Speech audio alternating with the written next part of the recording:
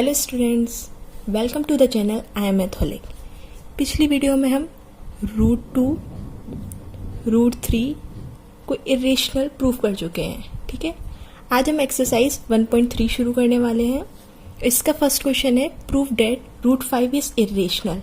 अब हमें रूट 5 को इरेशनल प्रूफ करना है। ठीक है, तो स्टेप क्या होती है? First, let root 5 is rational number.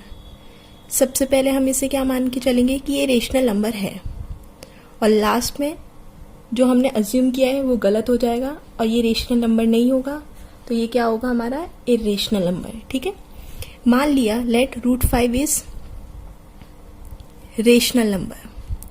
अगर ये रेशनल नंबर होगा तो रूट 5 को हम a अपॉन बी की फॉर्म में रिप्रेजेंट कर सकते हैं। ठीक है, यहाँ a और b क्या है? Where a and b are coprimes. Coprimes के बारे में हम जान चुके हैं कि को प्राइम्स क्या होते हैं। हमारे ऐसे नंबर्स जिनका केवल एक कॉमन फैक्टर हो, जिनका HCF क्या हो? 1 हो, उनको बोलते हैं को प्राइम नंबर। ठीक है, अब हम नेक्स्ट स्टेप में क्या करेंगे? b को इधर मल्टीप्लाई कर सकते हैं, b इंटू रूट, या डिवाइड में दूसरी साइड जाके ये क्या हो जाएगा? मल्टीप्लाई में। ठीक है, अब क्या करेंगे? Squaring both sides.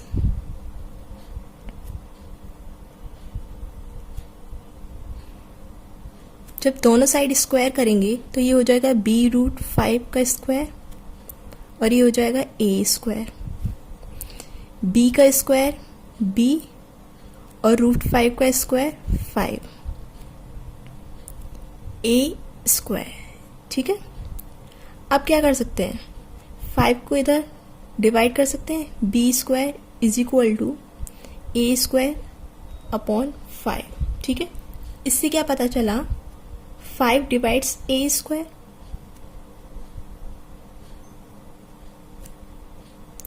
और हमने एक थ्योरम पढ़ी थी कि अगर कोई प्राइम नंबर a स्क्वायर को डिवाइड कर रहा है तो वही प्राइम नंबर a को भी डिवाइड करेगा। ठीक है, तो it implies that 5 divides a also. ठीक है, अगर 5 a को डिवाइड करेगा, मान लो 5 a को डिवाइड कर रहा है, कंप्लीटली डिवाइड करेगा, रिमाइंडर हमारा क्या आएगा? 0, क्योंकि डिवाइड कर रहा है। पर क्वेश्चन क्या आ जाएगा? नया, इसे हमने मान लिया सम इंटीजर, कोई भी इंटीजर मान लिया हमने c। ठीक है, तो हम a को किस तरीके से लिख सकते हैं? डिविडेंड क्या होता है? Divisor into quotient. रिमाइंडर 0 है तो प्लस 0 लिखेंगे, तो अभी क्या रहेगा? अनचेंज। ठीक है, तो a is equal to 5c। Here we can write a is equal to 5c। ठीक है, c is some integer. c क्या है? कोई भी इंटीजर है। अब क्या करेंगे? a is equal to 5c की वैल्यू फर्स्ट इक्वेशन में पुट कर देंगे। Now put a is equal to 5c in equation first.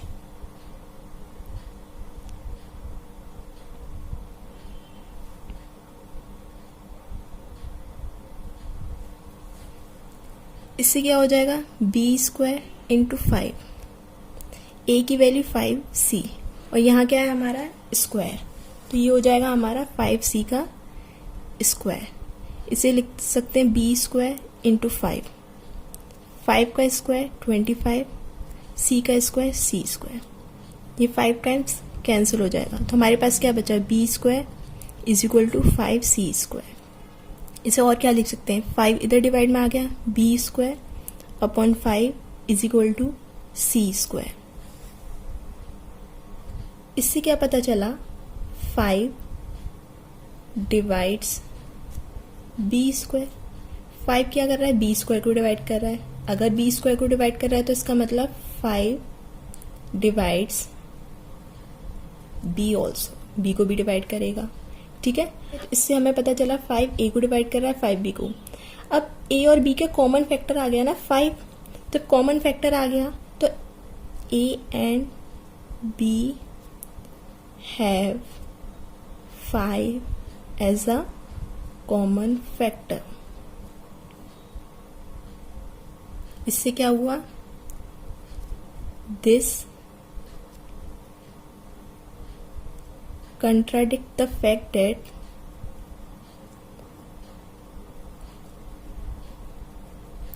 A and B are co-primes। ठीक है, और हमने माना था A और B क्या है, co-primes है। तो इससे क्या हो गया, जब ये co-primes नहीं है तो हमारा √5 रेशनल नंबर नहीं होगा। ठीक है, hence our assumption is wrong that √5 is rational number। हमारा assumption क्या हो गया, wrong हो गया। तो इससे क्या पता चल गया, hence √5 इज इरेशनल। जब रेशनल नहीं है तो क्या होगा, हमारा इरेशनल नंबर होगा। ठीक है, अब सेकंड क्वेश्चन है, प्रूफ डेट 3 + 2√5 इज इरेशनल। ठीक है, इसके लिए भी हम क्या करेंगे, लेट 3 + 2√5 इज रेशनल। हमने क्या माना, ये क्या है, रेशनल नंबर है। ठीक है, ये रेशनल नंबर है, तो 3 + 2√5 को हम A/B लिख सकते हैं, where A and B are coprimes. ये क्या है, को-प्राइम्स है। ठीक है, अब हमारा काम क्या है, इरेशनल नंबर को एक साइड रहना है, बाकी सारे नंबर को एक साइड ले गए।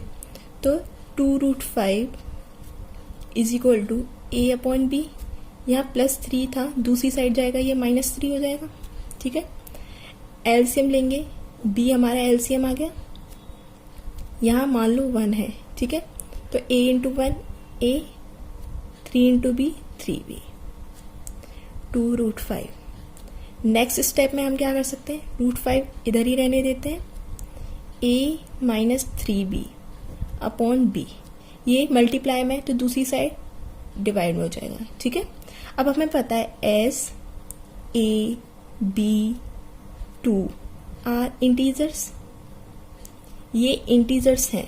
ठीक है, तो it implies that A - 3B/2B is rational number. ये क्या होगा, रेशनल नंबर होगा। जब हमारी RHS रेशनल है तो हमारी LHS भी रेशनल होनी चाहिए। सो √5 इज रेशनल, ये भी क्या होना चाहिए, rational. But this contradict the fact that √5 is irrational number। irrational number, देखो इसमें क्या था, √5 is equal to A - 3B/2B आ गया। अब A भी इंटीजर, B भी इंटीजर, और हमारा 2 और 3 भी हमारे क्या है, इंटीजर है। यहाँ 3 भी लिख लेना। ठीक है, R इंटीजर। तो इससे क्या पता चला, ये हमारा रेशनल नंबर हो गया। जब RHS रेशनल है तो √5 भी रेशनल होना चाहिए, पर हम पहले प्रूफ कर चुके हैं कि √5 क्या है, हमारा इरेशनल नंबर है। ठीक है, तो this contradict the fact that √5 is irrational number. अगर ये रेशनल नंबर है तो हेंस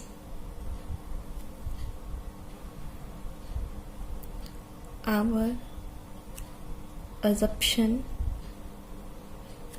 इज रॉन्ग। इसका मतलब हमने जो अज्यूम किया था वो गलत हो गया।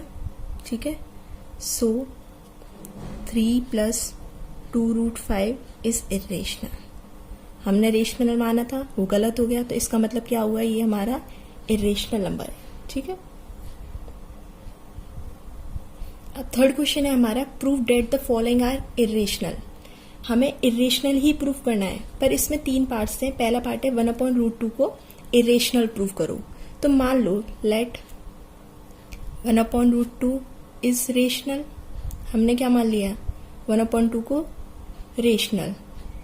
तो इससे क्या पता चला 1/√2 इज इक्वल टू A/B, ठीक है, where A and B are coprimes. ये क्या है, को प्राइम्स है।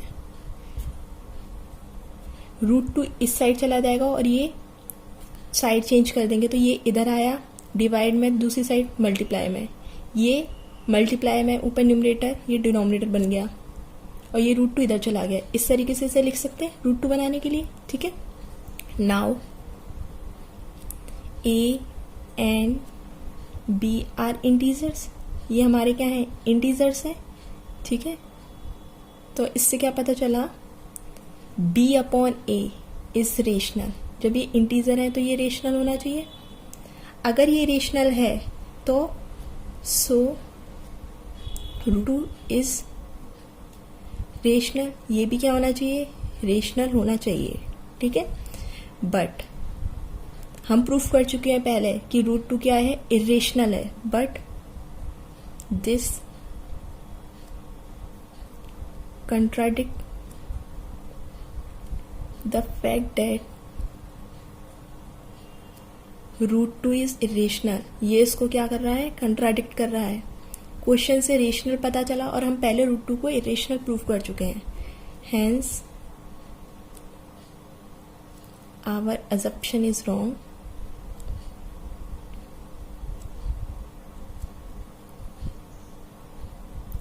सो 1/√2 क्या हुआ, इज इरेशनल, ठीक है।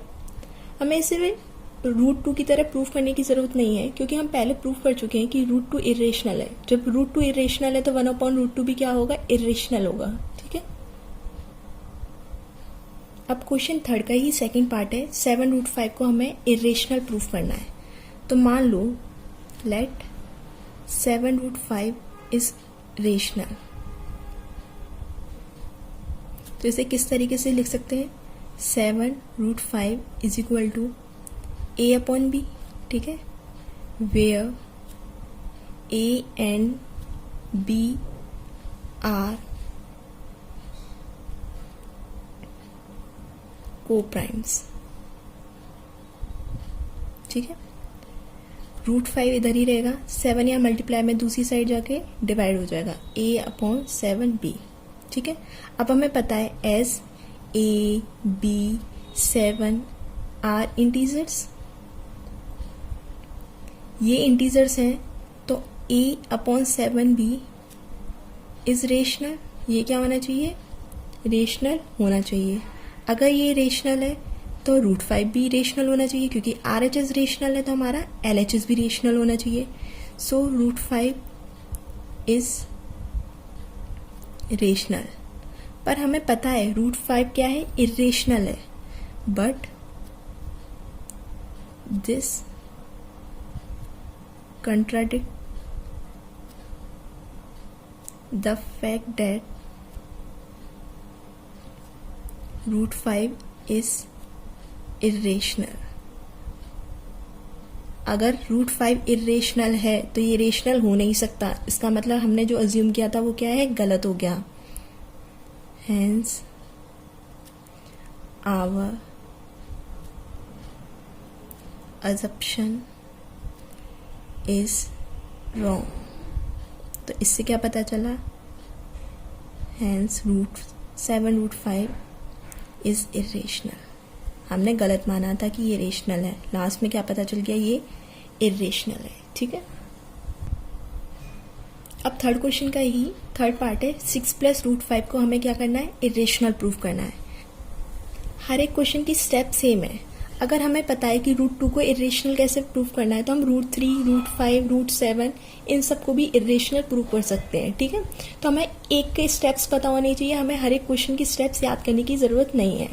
और एग्जाम में इरेशनल का एक क्वेश्चन तो एग्जाम में पक्का आता है। ये इम्पॉर्टेंट है इरेशनल प्रूफ करना। या तो आपसे √2 पूछ लेगा, √3 या √5। सिलेबस में बस इतना ही है और कॉम्बिनेशन पूछे जा सकते हैं। 6 + √2 लिख दिया, 6 + √3 लिख दिया, 7 √5 लिख दिया, इस तरीके के, ठीक है। Let 6 plus root 2 is rational number. तो इससे क्या पता चला, 6 plus root 2 is equal to A upon B. इस तरीके से लिख सकते हैं, where A and B are coprimes. ठीक है, ये रूट 2 इधर रहेगा, ये प्लस का है, दूसरी साइड जाके क्या हो जाएगा, माइनस। ठीक है, अब हमें पता है कि ए बी और 6 क्या है, इंटीजर्स। अगर ये इंटीजर्स हैं तो a अपॉन बी माइनस 6 क्या होगा, इज रेशनल। ये रेशनल होना चाहिए। अगर ये रेशनल है तो ये भी क्या होगा, रेशनल। पर जैसे कि हमें पता है कि रूट 2 क्या है, इर्रेशनल, तो ये कंट्राडिक्ट कर गया।